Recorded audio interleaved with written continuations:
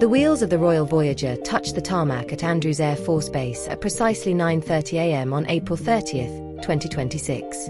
Outside the perimeter, Washington, D.C., was a fortress under Level 5 security lockdown.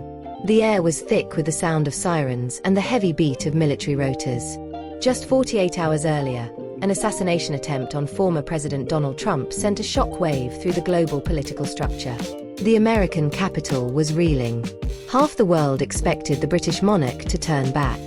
But as the stairs were rolled to the cabin door, the message was clear. King Charles III was not just visiting. He was defying the chaos. This was not a scheduled diplomatic encounter. This was a high-stakes power play executed in the middle of a literal tinderbox. While the Secret Service scrambled to secure the National Mall, the king emerged. He was calm. He was composed. He was intentionally visible.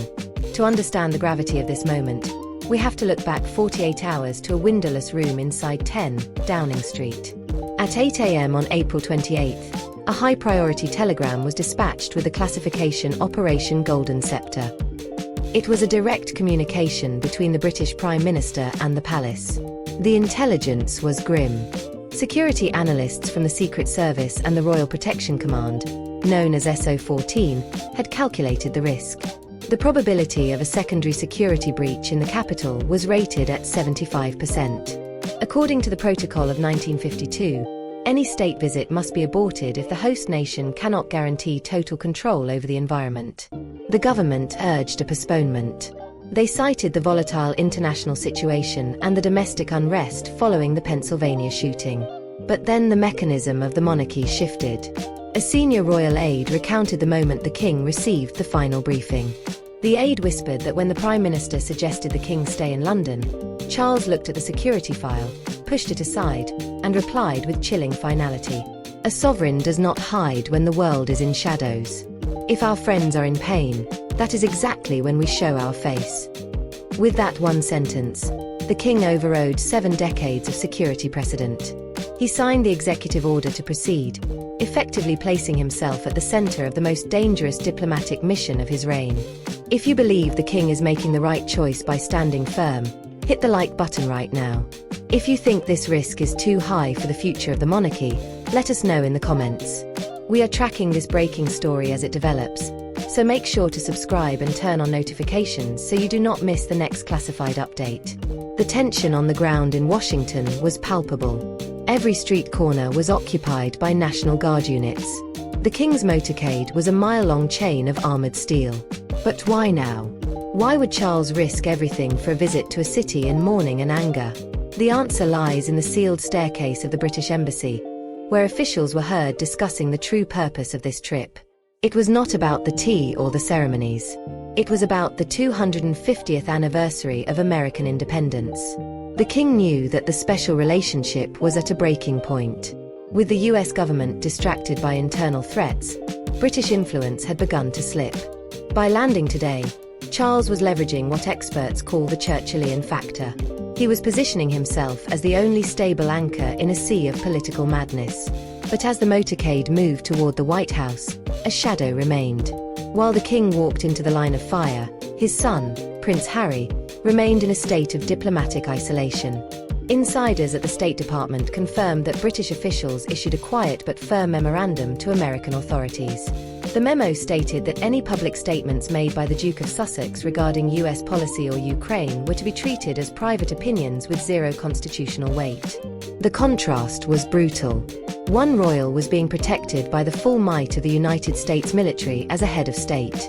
The other was being pushed to the margins of the conversation. As we watched the king enter the north portico of the White House, the question was no longer about security. It was about the message being sent to the enemies of the West. Charles was proving that the crown does not flinch. But as this historic meeting began, a secret development was unfolding back in London. A signature on a document by the Princess of Wales had triggered a new internal protocol. While the king was in Washington, the power structure at home had quietly evolved. The motorcade had just come to a halt. The world was watching. Stay tuned to understand why the king was walking into a city paralyzed by fear. Today, we must look at the cold, hard trajectory of the bullets that defined his past and this present moment. This is the blueprint of a man who does not react to violence the way ordinary men do. Let us examine the record. On January 26, 1994, in Sydney, Australia, the then Prince of Wales stood on a stage at Darling Harbour. 2 shots from a starter pistol rang out at point-blank range. A man lunged toward him. The footage from that day is legendary among security analysts. While bodyguards scrambled, Charles did not flinch. He did not duck. He simply reached for his sleeve and adjusted his cufflink. That moment of absolute sang-froid, of cold-blooded composure, was the first time the world saw the psychological armor of the future king. The consequence was immediate, a global realization that the British air was unshakable. Fast forward to July 2024. Butler, Pennsylvania. A high-velocity round grazed the ear of former President Donald Trump. The immediate consequence was a total fracture in the American social fabric and the activation of the highest-level security protocols in modern history. This was the event that turned Washington, D.C. into a tinderbox. It was the reason why every sniper on every roof in the Capitol was currently on hair-trigger alert as the King's motorcade passed. But the most subtle, and perhaps most dangerous, shift happened just 5 days ago, on April 25, 2026, at the Cenotaph in Whitehall, London. The Princess of Wales, Catherine, stood in for her father-in-law at the Anzac Day service. Witnesses in the front row noticed a chilling detail during the signing of the Remembrance Book. For the first time in history, the signature read Catherine, followed by William. The order of power had been inverted. The immediate consequence was a quiet frenzy among constitutional experts. The princess was not just standing in. She was being signalled as the bedrock of the monarchy while the king moved into the line of fire. By April 28, 2026, the tension moved from London to a secure basement in Washington, D.C. The Secret Service held an emergency briefing with Buckingham Palace officials. They were reviewing the tinderbox route, the king's path through the city. The American agents wanted to cancel the public walkabouts. The palace refused. The standoff lasted 4 hours. The consequence was a compromise that looked like peace but felt like a war zone. That brings us to 2 p.m. today, April 30th, 2026. The Oval Office. King Charles III sat across from Donald Trump. It was being called the toughest mission of his reign. He was facing a leader hypercharged by a recent brush with death in a country on the verge of a nervous breakdown. Charles was playing the long game, attempting to bridge a gap that no politician could touch. But there was a trap waiting on the horizon. The forecast for May 1st, 2026, the garden party at the British ambassador's residence. Intelligence suggested the king planned to deliver a speech on climate change. To Trump, this topic was a non-starter. To the king, it was his life's work. In the quiet corners of the embassy, officials were whispering about a friction point that could shatter the Anglo-American alliance before the tea was even served. Charles had survived the shots in Sydney. He had survived the turmoil of his family. But as he prepared to speak tomorrow, he was facing a different kind of ammunition. The question was not just whether he was safe, but whether the words he chose would ignite the very tinderbox he had just walked into. The protocol was shifting, and the next 24 hours would determine whether the special relationship survived the night. Inside the Oval Office, the air was thick with more than just the scent of history. As King Charles III sat across from the American president, the world saw a ceremonial meeting. But beneath the surface, a complex, high-velocity engine of soft-power diplomacy was being activated. To the untrained eye, the king had no political authority. To the strategist, he was utilizing a psychological mechanism designed to paralyze hostility and reset the global board. Here is the breakdown of how the royal operation currently unfolding in Washington works. Step 1. The activation of the royal mystique. This is the psychological anesthetic. When a British monarch enters a room, the political temperature drops. Diplomats call this the aura of permanence. While American politicians are locked in a brutal 4-year cycle of survival, the king represents a 1,000-year lineage creates an immediate power imbalance. Even the most aggressive leaders find themselves following the invisible gravity of royal protocol. An advisor within the British Embassy was overheard describing this effect as the Great Leveller. He noted that when the king stands in the room, the president is no longer just a partisan leader. He becomes part of a historical tableau. This effectively silences the immediate, loud rhetoric of the election cycle. Step 2. The deployment of the historical shield. The king is not here to innovate. He is here to remind. His team is currently utilizing the 1957 precedent. Following the Suez Crisis, the relationship between London and Washington was in ruins. Queen Elizabeth II traveled to the United States not to argue policy, but to embody the shared past. Today, Charles is using that exact same playbook. By referencing the stability of his mother's reign, he creates a diplomatic safe zone. This shield allows the British government to bypass current failures and reconnect with the American deep state on a level that is immune to the daily news cycle. Step 3. The strategic pivot. This is the most dangerous phase of the mechanism. The King's briefing notes are explicit. Avoid the tinderbox topics. The operational directive is to bypass Iran and steer clear of the internal American firestorm over Ukraine. If the King engages on these issues, the mechanism breaks. Instead, he is focusing the entire weight of the visit on the 250th anniversary of the United States. In the world of high-stakes PR, this is the only undisputed ground. By celebrating 1776, the King is forcing the American administration to stand on the same side of the line as the British Crown. The consequence of this three-step mechanism is profound. By the time the meeting in the Oval Office concludes, the King has transitioned from a visitor to an umpire. He has positioned the monarchy above the partisan noise of the 2026 political landscape. He becomes the neutral arbiter that both sides of the American aisle are forced to respect. But there is a flaw in the mechanism. For this soft power to work, the royal family must remain a unified front. While the King successfully navigates the president's ego, the Harry factor remains an unexploded device on American soil. Intelligence reports suggest that while the King is using history to heal the rift, a certain prince is preparing a counter-narrative that could short-circuit the entire royal mystique. The King has the president in his sights, but he may have forgotten to look behind him. The mechanism is humming, but the real threat may not be in the Oval Office. It may be waiting in the shadows of the very city he is trying to save. While the world watches King Charles III navigate the high-security corridors of the White House, a different and more chilling story is unfolding inside the luxury suites of Manhattan. Prince Harry has just committed what many are calling a constitutional breach on American soil. By launching a direct verbal attack on the United States government's policy regarding Ukraine, the Duke of Sussex has moved beyond family drama and into the dangerous territory of international interference. But it is not the noise of Harry's statements that is the real story today. It is the response from Washington, or more accurately, the lack of one. Inside the Waldorf Astoria residences in New York, where British diplomatic staff have been coordinating the King's visit, the temperature has dropped to zero. A confidential memorandum leaked just hours ago reveals the true state of Harry's standing within the British establishment. The note, circulated to senior American officials, contains a single devastating sentence.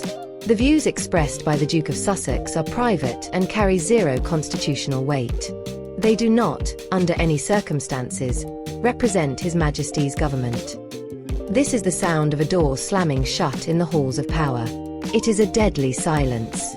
Washington is no longer arguing with Harry. They are simply erasing him from the diplomatic equation.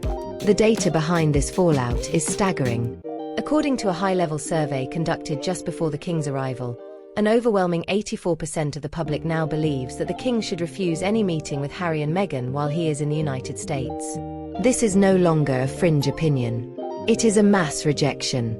The public's indignation has reached a boiling point, fueled by the perception that Harry is attempting to use his royal title to lecture his host nation while simultaneously distancing himself from the responsibilities that come with it. The political reaction has been even more brutal. When asked about Harry's recent criticism of US leadership, former President Donald Trump, the man the King is meeting today, delivered a quote that sent shock waves through the Sussex camp. Trump remarked with characteristic bluntness, "I think I speak for Great Britain more than Harry does at this point. He doesn't represent them. He doesn't speak for the King." This is where the authority ladder breaks for Harry. In the world of international relations, there is a specific mechanism for handling individuals who become diplomatic liabilities. It is the status of persona non grata, someone who is not officially banned, but who is effectively invisible to the machinery of government. How it works is subtle but permanent. First, the host government stops inviting the individual to official briefings. Second, the home government issues a disclaimer, as we saw at the Waldorf Astoria today. Third, the individual is excluded from the security perimeter of the actual head of state. As King Charles is whisked through Washington in a motorcade protected by thousands of troops, Harry is left on the outside, shouting into a void. He is being toxified in real time. The more he lashes out, the more the American government treats him as a private citizen with an increasingly irrelevant grievance. The tragedy, or the calculated consequence, is that Harry's attempt to stay relevant is achieving the exact opposite. He is being pushed to the margins of history while his father reclaims center stage. But as the king prepares for tonight's state dinner, there is a lingering fear among his advisors. A cornered duke is a desperate one. And if Harry realizes that Washington has stopped listening, his next move may be designed to ensure that the world has no choice but to watch the fallout. The silence in DC is deafening, but it may just be the quiet before a different kind of storm. While the eyes of the world are fixed on the heavy security cordons of Washington, D.C., a silent but seismic shift in power has just taken place on the streets of London. At precisely 9 a.m., the Princess of Wales stepped into the chilling air of Whitehall.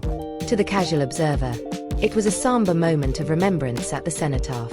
But to those trained to read the subtle language of the monarchy, it was the activation of a stay-behind protocol that changes everything. While King Charles was navigating the tinderbox of the American capital, Catherine had emerged as more than just a royal spouse. She was now the supreme representative. The evidence was hidden in plain sight, in a single handwritten card resting among the poppies at the foot of the monument. For decades, royal protocol has dictated a strict hierarchy. The male heir always precedes the consort. But today, the signature on the official tribute read, Catherine and William. The names were reversed. In the world of the British Crown, there are no accidents and there are no typos. This was a deliberate coded message broadcast to the global diplomatic community. This was the reversal of command. Behind the scenes at Buckingham Palace, the mechanism was clear. Before departing for his high-risk mission to the United States, King Charles issued a specific operational directive. He granted Catherine domestic oversight. While the king was in the line of fire, both politically and physically, across the Atlantic, he left the keys to the kingdom in the hands of the princess. One senior official within the Lord Chamberlain's office whispered that this was a strategic safeguard. If the situation in Washington deteriorated, or if the security of the sovereign was compromised on American soil, Catherine was the one positioned to maintain the continuity of the crown. The authority for this move sits within a high-level legal framework, the amended Regency Act. Under the new protocols established in late 2024, the role of Counselor of State evolved to meet modern threats. Catherine is no longer merely the wife of the heir. She has been elevated to what insiders call the spare head of state. How this mechanism works is profound. Under the current domestic oversight trigger, Catherine has the authority to receive government briefings and oversee the Privy Council while the King and the Prince of Wales are focused on the American front. This is not just a temporary favour. It is a rehearsal for the ultimate responsibility. The King is signalling to the world that the future of the monarchy is secure, stable, and most importantly, ready to lead at a moment's notice. The feeling among the crowds in London today was one of quiet satisfaction. While the Sussexes struggle for a voice in Manhattan, and the King faces the volatility of the Oval Office, Catherine has become the shadow monarch of London. She is the calm centre of a global storm. But as the Princess of Wales returns to Kensington Palace, the true gravity of her new position is beginning to settle. She is now the final line of defence. And as the sun sets over the Thames, the focus shifts back to the dark streets of Washington. The King is in the meeting. The Princess is on the watch. But there is one final variable, a scenario that neither the Secret Service nor the Metropolitan Police have fully accounted for. A meeting is about to take place in a private residence in DC that was never on the official itinerary. And the person waiting in that room holds a secret that could render even the Regency Act obsolete. As the heavy doors of the Oval Office remain closed, the geopolitical world is holding its breath. We are at a crossroads that will define the next century of the Anglo-American alliance. Based on the intelligence gathered from the ground in Washington and the silent shifts in London, There are three distinct paths this tinderbox mission can take. The first path is the diplomatic meltdown. In this worst-case scenario, the king's commitment to his life's work becomes his undoing. If Charles insists on lecturing a newly emboldened President Trump on carbon footprints and global warming during tonight's state dinner, the reaction could be explosive. We have seen this before. Trump has gone on record calling these topics boring. A public snub or a dismissive comment from the president on the eve of the 250th anniversary of American independence would trigger a diplomatic fault line not seen since the 19th century. The second path is the static narrative. This is the neutral scenario, where the meeting is polite but powerless. In this version, the Sussexes successfully execute a counter-programming media strike from California or New York, flooding the airwaves with information warfare that drowns out the king's message of stability. The king becomes a figurehead of the past while the media focuses on the fractures of the present. The visit is labeled ceremonial and irrelevant, leaving the special relationship to wither in the shadows of Harry's noise. However, our most likely scenario, the one the Operation Golden Scepter team is betting on, is the Warrior King alliance. Why is this the most realistic outcome? Because Donald Trump has always operated on a currency of strength and lineage. He was famously devoted to the late Queen Elizabeth II, treating her with a level of deference he showed to almost no other world leader.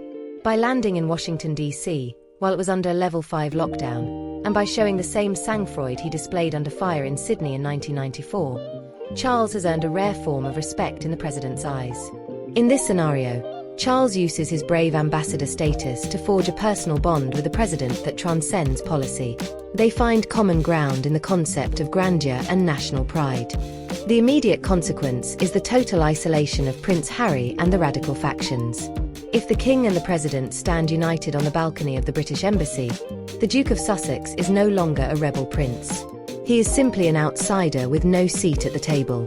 This would be a masterstroke of soft power, effectively detoxifying the royal brand in the eyes of the American establishment. But as the sun sets over the Potomac River and the motorcade prepares to move to the British ambassador's residence for the evening's final engagement, the tension has not dissipated. In fact, it has localized. Our sources within the diplomatic protection detail have flagged a staggering anomaly. Tonight's guest list for the private garden reception was supposed to be locked down 72 hours ago. Yet a late-entry vehicle with non-diplomatic plates was spotted entering the secure garage of the embassy just moments ago. There is a quiet square in the security grid, a meeting that was never briefed to the Prime Minister or the State Department. King Charles is about to come face-to-face with a guest whose presence on the guest list would be considered a breach of every royal protocol in existence. This person holds the key to the Manhattan Files and the truth behind the king's sudden defiance. Who is the unlisted guest waiting in the shadows of the British Embassy? And what does their presence mean for the future of the crown? The answers are already being compiled. To make sure you do not miss the breaking update on the ghost of Manhattan and the fallout from tonight's secret meeting, you must act now. Click the subscribe button, hit the bell icon for all notifications, and drop a comment below with your theory. Who is the mystery guest? The board is set. The final move is tonight. We will see you first thing tomorrow morning for the full disclosure. Do not look away.